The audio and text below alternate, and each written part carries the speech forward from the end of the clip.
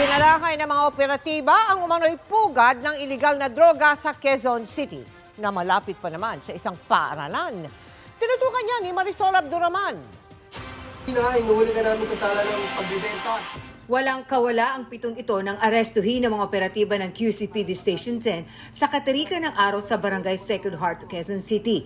Nagsagawa ng bypass operation sa lugar base sa intelligence report na natanggap ng mga otoridad. Drug den talagang maliwanag yun eh.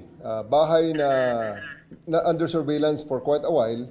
Pagkatapos ang mga tao ay tinitingnan namin, mga gumagamit lahat. Nag-test buy kami and then sinundan ng isang buy-bust na.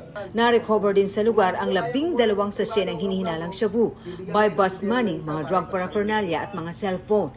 Ang lalong ikinababahala ng pulisya ay ang lokasyon ng drug den na 2 kanto lang ang layo mula sa eskwelahan.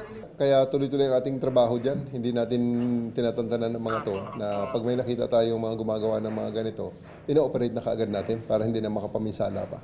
Sasampahan ng mga reklamong paglabag sa Comprehensive Dangerous Drugs Act ang mga suspects na itinanggi ang aligasyon laban sa kanila. Hindi ko naman po kilala itong mga kasama ko eh. Hindi ko nga ako kami magkakilala eh.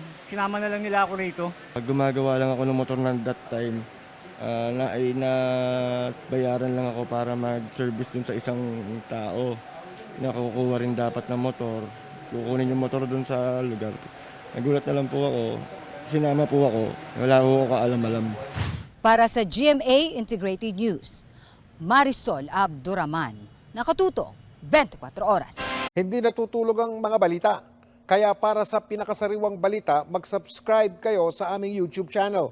Para sa mga kapuso abroad, pwede nyo rin kaming makasama sa GMA Pinoy TV at sa www.gmanews.tv.